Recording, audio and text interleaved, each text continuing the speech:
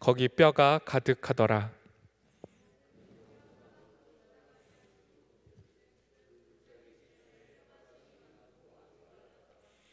그가 내게 이르되 인자야 이 뼈들이 능히 살겠느냐 하시기로 내가 대답하되 주 여호와여 주께서 아시나이다.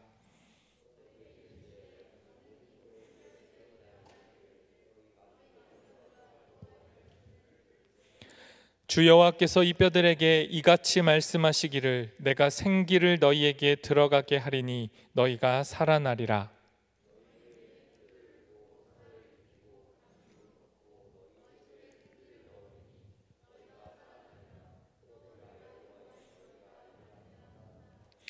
이에 내가 명령을 따라 대언하니 대언할 때에 소리가 나고 움직이며 이 뼈 저 뼈가 들어맞아 뼈들이 서로 연결되더라.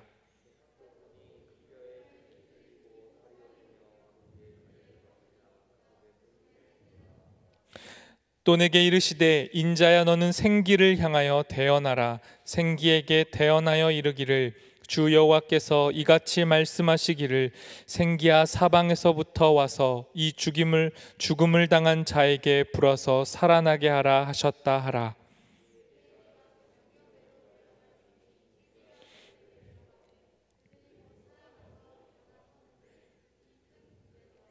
또 내게 이르시되 인자야 이 뼈들은 이스라엘 온 족속이라. 그들이 이르기를 우리의 뼈들이 말랐고 우리의 소망이 없어졌으니 우리는 다 멸절되었다 하느니라.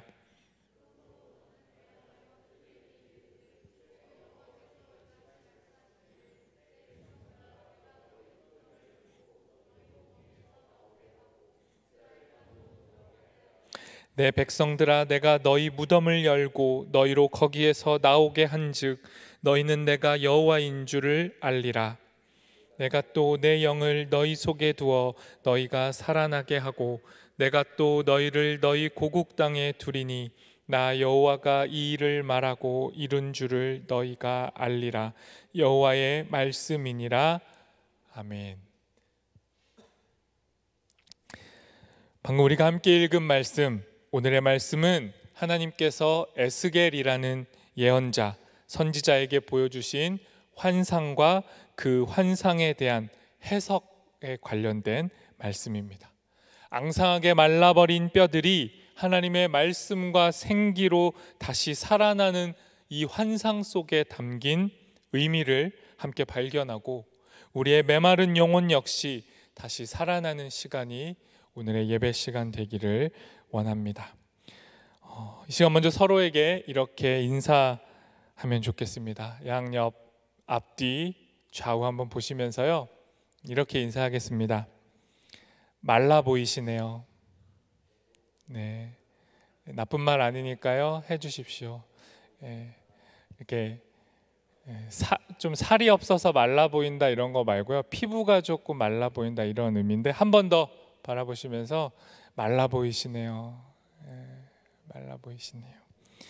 그리고 또 이렇게 인사하겠습니다. 말씀으로 촉촉해지시기를 바랍니다. 네, 촉촉해졌으면 좋겠습니다. 여러분 요즘 깨어 있으신가요?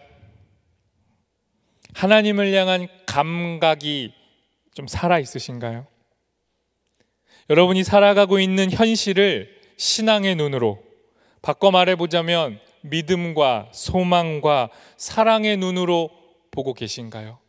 아니면 냉혹하고 냉철한 차가운 시선으로 세상을, 하나님을, 자기 자신을 바라보고 있지는 않나요? 만일 그렇다면 우리는 진짜 마른 사람들이 되는 겁니다. 메마른 사람의 모습이 믿음의 눈이 아닌 냉철한 눈으로만 세상과 자신과 하나님을 바라보는 거니까요. 우리의 생각과 시선과 감각에 하나님이 없다면 오늘 말씀 속에 등장하는 메마른 뼈와 같은 모습이 바로 우리의 모습일 겁니다. 방금 전에 우리는 웃으면서 서로 인사를 나눴지만 실제 일상 속에서 우리가 제일 많이 나누는 인사는 이런 거죠. 바쁘시죠? 요즘 많이 바쁘지? 네, 이런 거. 여러분이 저에게 다가올 때도 이렇게 말하잖아요. 목사님 바쁘시죠? 바쁘신데 잠깐 괜찮으세요? 이런 거 좋은 인사가 아닙니다. 그렇죠? 그냥 다가오시면 되는데 바쁘지 않으면 뭔가 뒤처진 것 같이 느껴지는 게 우리가 사는 현실이에요. 바쁘고 싶지 않지만 정작 바쁘지 않으면 뭔가 불안한 이상한 현실, 피곤하고 피로한 게 당연한 일상이 되어버린 현실 속에 우리의 신앙이라는 건 과연 살아있는가? 여러분에게 신앙은 분주하고 바쁜 일상 속에서 의미를 갖느냐라는 질문인 겁니다. 여러분이 정말 하나님을 감각하고 살아간다면, 그러니까 눈과 코와 입과 피부의 감각을 넘어서 우리의 전 존재가, 우리의 영혼이 하나님을 의식하고 하나님 앞에서 하나님과 동행하면서 살아가고 있냐는 질문인 거예요. 여러분은 분명히 숨도 쉬고 매일을 열심히 살고 분주하고 바삐 움직이고 쉴 틈 없이 피곤하지만 정작 하나님은, 신앙은 뒤로 밀려나 있지 않느냐는 거죠. 하나여야 할 신앙생활과 사회생활이 분리된 채로 신앙은 언제나 후순위가 되어서 우리의 삶에서 점차 희미해져 가고 있지는 않는가? 그게 제가 요즘 들어서 더 부쩍 많이 생각하게 되는 저의 현실이기도 하고 청년들을 바라볼 때 제가 느끼는 감정이기도 합니다. 만약에 우리의 삶이 정말 메마르고 신앙은 후순위라면, 만일 그렇다면 우리는 정말 하나님 앞에서 살아있다라고 말할 수 있는가? 예나 지금이나 하나님께서는 메말라버린 이들의 영혼을 어떻게 다시 살리시는지 오늘 에스겔 말씀을 통해서 이 질문을 가지고 함께 말씀을 살펴보고자 합니다. 지지난주에 이사야 나누고 또 지난주 예레미야 나누고 그리고 오늘 이제 에스겔인데요. 이사야하고 예레미야는 유대 땅에 살면서 멸망할 것이다 라는 예언을 한 사람들이에요. 그런데 에스겔은 이미 망하고 포로로 잡혀간 그 낯선 타국 바벨론 땅에서 이미 망해버린 상황 속에서 하나님 말씀을 전한 예언자였습니다.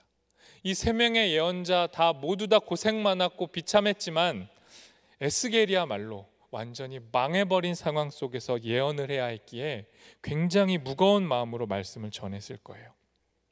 나라가 망하고 낯선 타국 땅에서 포로로 살아야 했고 성전이 무너져 버릴 때 자신들의 정체성과 자존심도 함께 무너져 버린 사람들, 그야말로 멘탈이 완전히 붕괴된 사람들에게 하나님은 에스겔을 통해 말씀하시는 겁니다.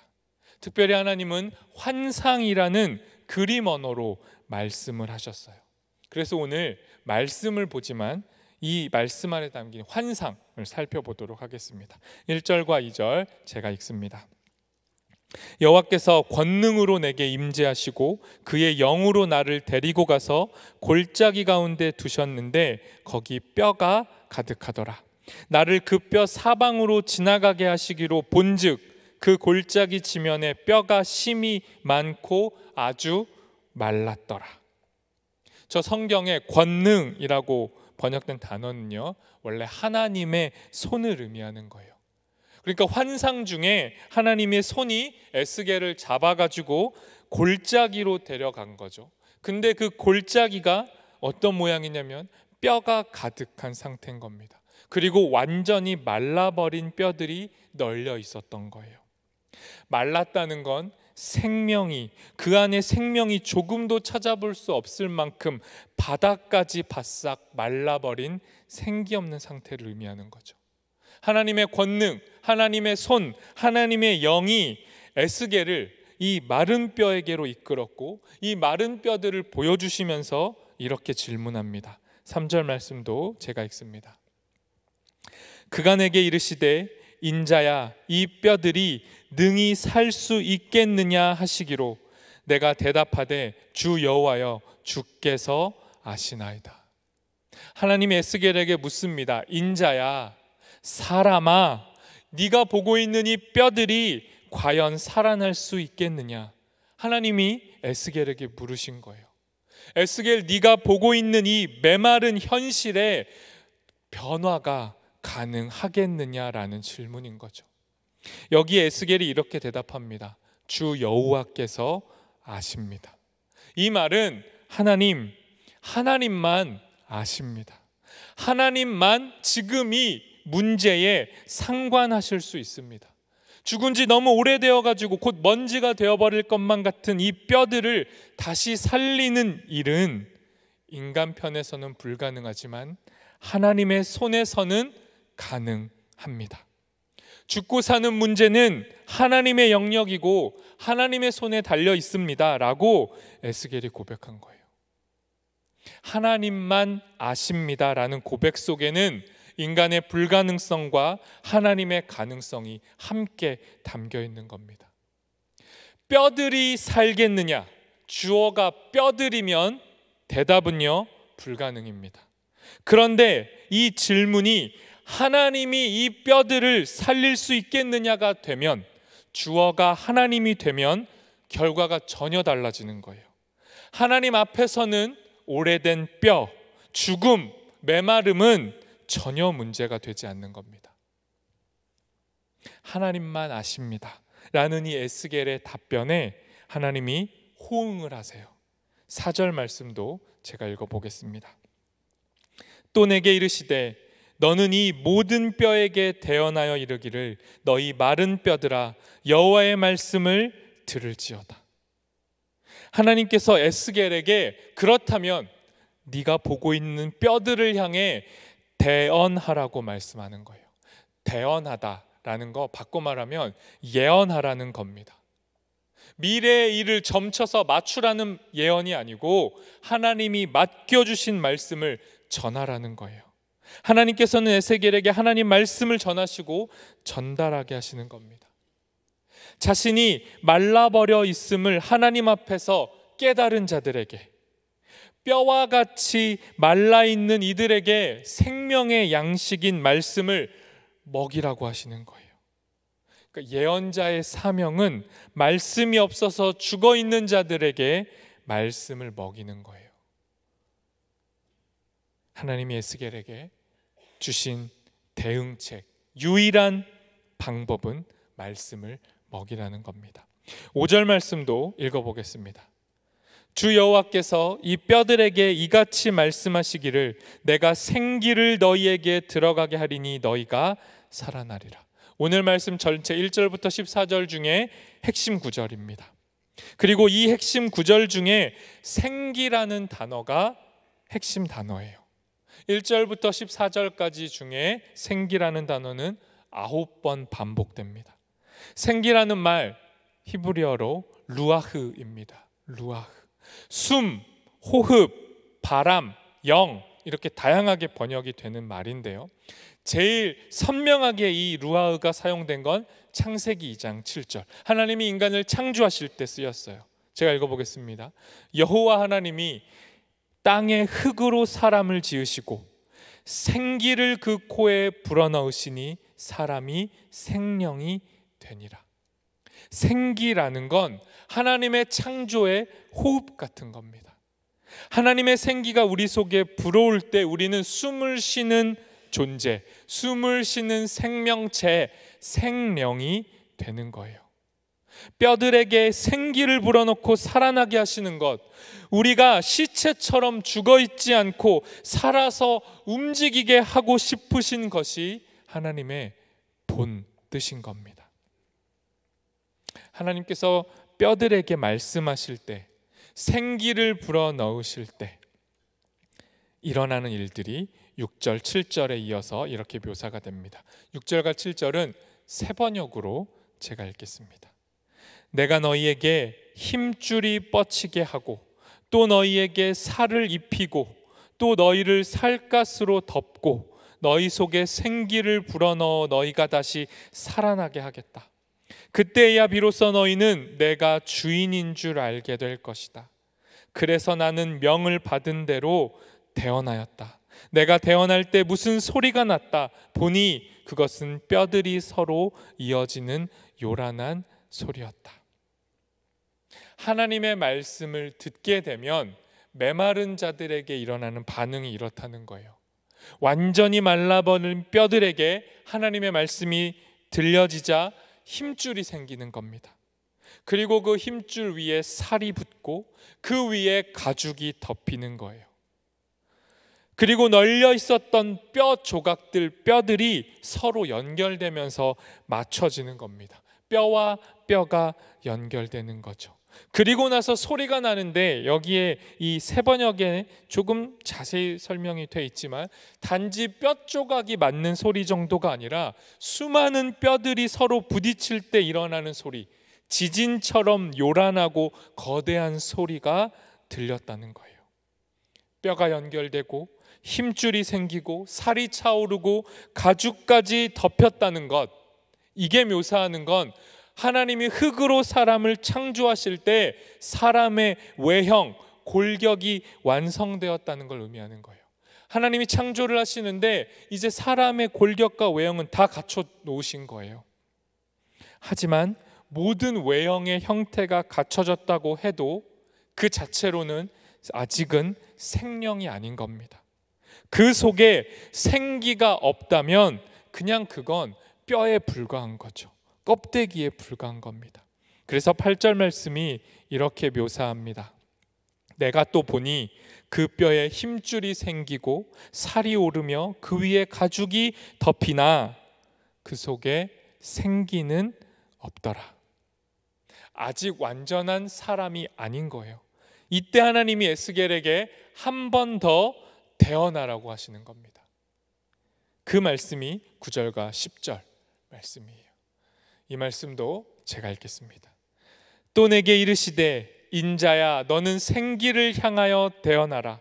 생기에게 대언하여 이르기를 주 여호와께서 이같이 말씀하시기를 생기야 사방에서부터 와서 이 죽음을 당한 자에게 불어서 살아나게 하라 하셨다 하라.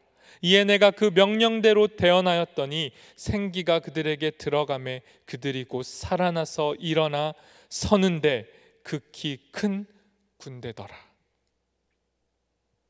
생기야 사방에서부터 불어와서 이 죽음을 당한 자를 살아나게 하라. 이 하나님의 명령대로 에스겔이 생기에게 대언을 하자 생기가 뼈에게 들어간 겁니다. 그리고 나서 뼈들이 심히 큰 군대를 이루면서 일어났다는 거예요. 살아났다는 겁니다. 하나님은 이처럼 완전히 소멸된 사람들, 정말 눈에 생기가 보이지 않는 그 소멸된 뼈와 같은 자들을 큰 군대로 일으켜 세우시는 분인 겁니다.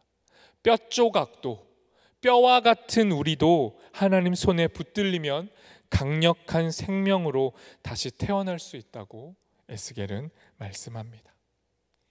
1절부터 10절까지 우리가 쭉 살펴봤는데요, 이 10절까지의 말씀이 에스겔이 본 환상에 관한 내용입니다. 그런데 에스겔이 본 이 환상은 단지 신비하고 어떤 초월적인 이미지가 아니라 사실은 에스겔과 이스라엘이 처한 생생한 현실이었어요. 이 환상은 에스겔과 이스라엘이 처한 현실보다 훨씬 더 현실 같은 그림이었던 겁니다. 그래서 하나님께서는 이 환상이라는 초현실적인 그림으로 이스라엘의 현실을 더 생생하게 보여주고 싶으셨던 겁니다. 이 10절 이후로 이제 이어지는 11절부터 14절의 말씀은 이 환상에 대한 해석이에요.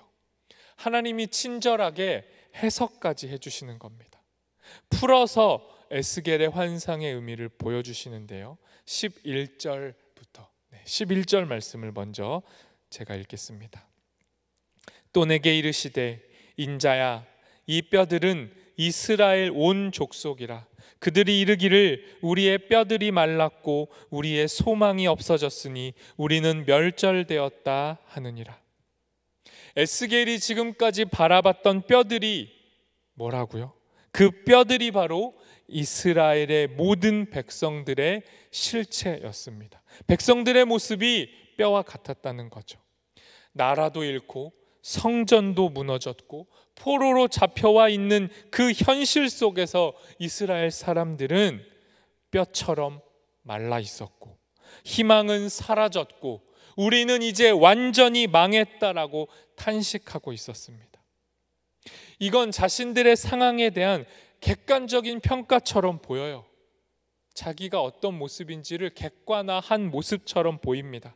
그런데 거기엔 하나님에 대한 원망과 냉소도 섞여 있었어요. 아무리 애쓰고 노력하고 수고해도 삶이 별로 달라질 것 같지 않다. 현실 앞에서 무기력하고 그 무기력을 넘어서서 즉각적인 도움으로 응답해 주시지 않는 하나님을 견디지 못하고 원망하는 모습, 이게 이스라엘의 모습이었고 오늘 우리의 모습과도 너무 닮아 있습니다. 이어서 12절과 13절 말씀을 이어서 우리에게 들려주시는데요, 12절과 13절은 함께 읽겠습니다. 같이 읽습니다. 그러므로 너는 대언하여 그들에게 이르기를 주 여호와께서 이같이 말씀하시기를 내 백성들아 내가 너희 무덤을 열고 너희로 거기에서 나오게 하고 이스라엘 땅으로 들어가게 하리라. 내 백성들아 내가 너희 무덤을 열고 너희로 거기에서 나오게 한즉 너희는 내가 여호와인 줄을 알리라. 하나님이 포기하지 않고 우리는 완전히 망했다, 희망은 존재하지 않는다, 이제 끝났다라고 하고 있는 그 사람들에게 포기하지 않고 계속 말씀하십니다. 마른 뼈들로 가득했던 골짜기는 하나님 눈에는 그냥 거대한 무덤처럼 보였던 거예요. 그래서 하나님이 골짜기, 그 마른 뼈들이 가득한 그 곳을 무덤이라고 해석해 주시는 겁니다. 그리고 말씀하시는 거예요. 그 무덤을 내가 열겠다. 그리고 무덤에서 뼈들을 나오게 하겠다 말씀하시는 겁니다. 마치 신약에 죽어서 나사로가 묻혀있던 그 무덤을 향해서 예수님이 나사로야 나아오라 하신 것처럼 완전히 죽은 것 같은 우리에게, 소망이 끊어진 우리에게 하나님이 다시 생명의 자리로 우리를 불러내시는 거예요. 그리고 그 불러내시는 하나님을 우리가 볼 때 우리는 하나님이 누구이신지를 깨닫게 된다고 말씀합니다. 소망이 끊어졌다고 결론 내린 사람들, 소망을 스스로 거둬들인 사람들에게 하나님은 내가 너희의 하나님이고 너희는 내 백성이다라고 말씀하시는 거예요. 우리는 하나님을 향한 소망을 거둬들입니다. 그런데 하나님은 우리를 향한 소망을 포기하지 않고 친히 소망 그 자체가 되어주시는 분이에요. 우리는 실제적으로 우리의 삶에서 하나님을 잘 소망하지 않아요. 훨씬 하나님보다 실제적이고 구체적인 것들을 소망하죠. 그렇게 우리는 하나님을 소망하지 않지만 하나님은 그런 우리에게 소망이 되어주시는 겁니다. 우리는 하나님을 향해서 무감각하고 현실에 대해서는 매우 민감하잖아요. 그렇게 스스로 하나님의 백성됨을 포기하고 메마른 뼈가 되기를 선택할 때 하나님은 뼈와 같은 우리에게 힘줄을 붙이고 살을 붙이고 가죽을 덮이고 마침내 하나님의 생기까지 불어넣으셔서 스스로 소망을 폐기한 우리를 다시 살리시는 분인 겁니다. 결론으로 오늘의 본문 마지막 14절을 함께 읽도록 하겠습니다. 같이 읽겠습니다. 내가 또 내 영을 너희 속에 두어 너희가 살아나게 하고 내가 또 너희를 너희 고국 땅에 두리니 나 여호와가 이 일을 말하고 이룬 줄을 너희가 알리라. 여호와의 말씀이니라. 하나님의 영은 이스라엘 백성을 다시 살아나게 하고 거기서 끝나지 않고 그들이 떠나온 고국으로 돌아가게 한다는 거예요. 뼈처럼 메마르고 소망 없고 우리는 끝났다라고 말하고 다시 돌아갈 소망마저 버렸던 이스라엘 사람들, 잃어버린 고향으로 돌아가고 싶은 마음도 없던 그 사람들, 어디로 돌아가야 하는지, 어떤 모습으로 회복돼야 할지 감조차 잡지 못했던 사람들, 살아있으나 죽은 자 같은 그 사람들, 그들을 하나님은 고국, 하나님의 땅으로 돌려보내겠다라고 말씀하시는 겁니다. 이 하나님의 말씀은 단지 이제 이스라엘 너네 다시 이스라엘 땅으로 돌려보내주겠다, 옛 땅으로 복귀시켜 주겠다라는 말씀이 아니에요. 실제 역사 속에서 이스라엘은 포로기 끝나고 고국 땅으로 돌아갑니다. 그리고 고국 땅에 가서 성전도 짓고 옛 명성과 명예를 되찾으려고 엄청 노력했어요.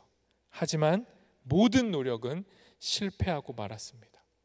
그들이 이루려 하는 이스라엘, 그들이 세우려 했던 이스라엘은 성립되지 않았고 세워지지 않았어요.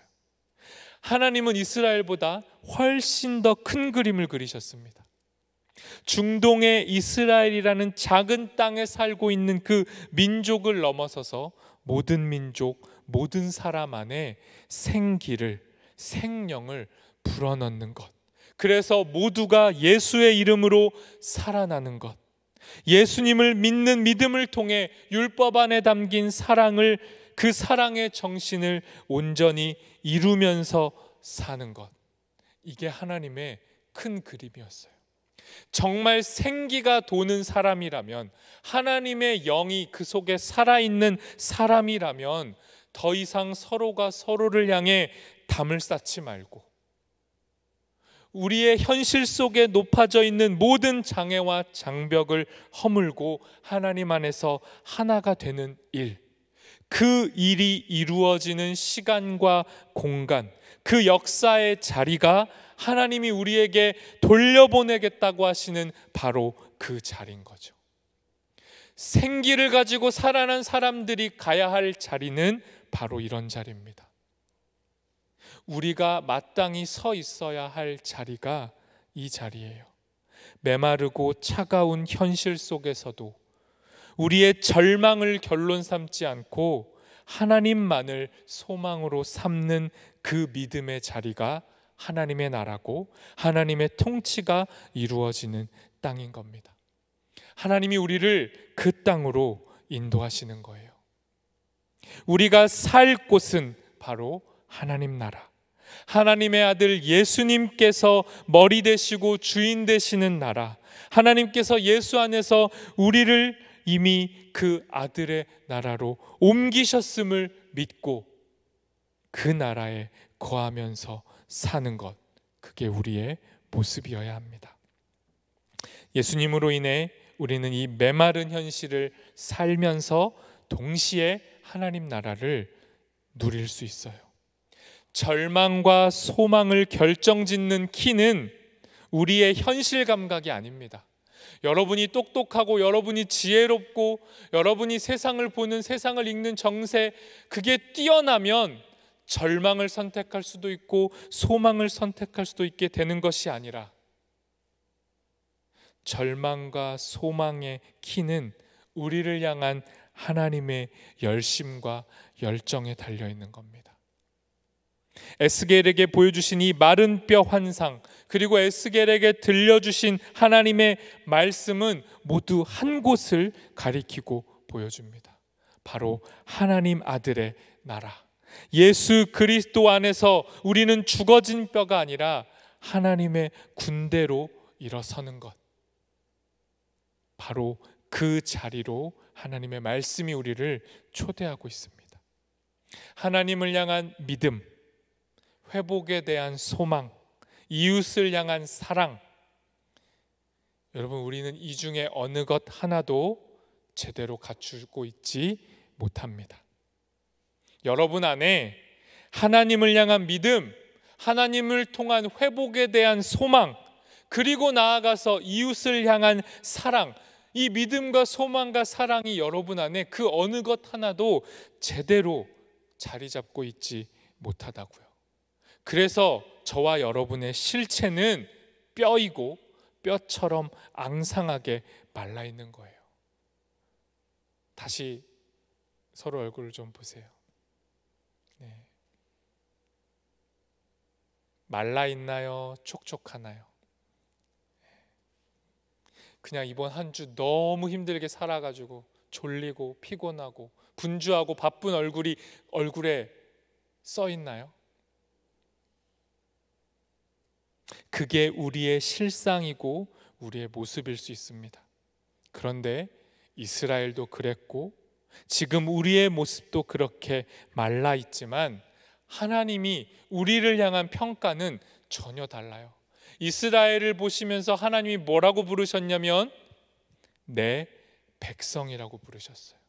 내가 너희의 하나님이 되겠다 말씀하셨습니다.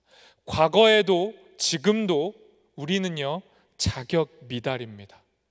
하나님의 백성이라 불릴 만한 자격이 우리 안에 조금도 존재하지 않아요. 그런데 하나님이 우리에게 대언하십니다. 예언하십니다. 말씀하시고 환상을 보여주시는 거예요. 내가 나의 생기를 너희 속에 불어넣겠다. 멈춰진 너희의 심장을 다시 뛰게 하겠다. 너희를 나의 나라에서 살게 하겠다. 절망으로 가득한 세상 속에서 나만이 너희의 소망이 되어 주겠다. 이게 하나님의 말씀인 겁니다. 이 하나님의 말씀, 이 하나님의 생기가 우리 안에 불어오기를 소망합니다. 제가 여러분을 보면서 느꼈던 뭔가 메말라 있는 것 같았던 이 문제를 해결하는 방법, 다른 것에 있지 않고 고리타분하고 너무 옛날 방식 같아도 하나님이 우리에게 주신 방법은 말씀입니다. 말씀 안에서 우리의 심장이 다시 뛰고 끊어진 하나님을 향한 소망이 살아나고 무뎌진 하나님을 향한 우리의 감각이 되살아나기를, 그렇게 여러분이 진짜 살아있는 사람 되기를 소망합니다. 소망이 끊어진 자리에서 내가 소망이다라고 말씀하시는 그 하나님 말씀이 들려지기를 소망합니다. 비록 지금 저와 여러분의 삶의 자리는 무덤, 뼈들의 골짜기일지라도 무덤을 여시고 뼈들을 살리시는 그 하나님의 말씀과 생기로 날마다 새롭게 숨쉬고 나아가서 다른 뼈들에게 생기를, 숨을 불어넣어 줄 수 있는 하나님의 대언자들로 우리 모두가 살아가기를 소망합니다. 우리 이 시간 함께 찬양하고 기도하도록 하겠습니다.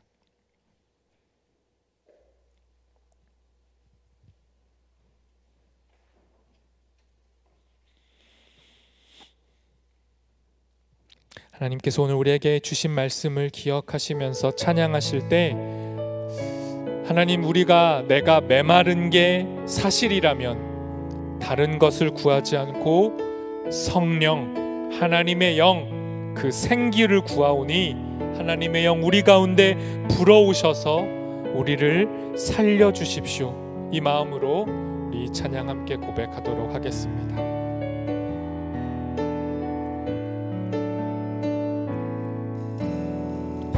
이 땅의 동과 서남과 북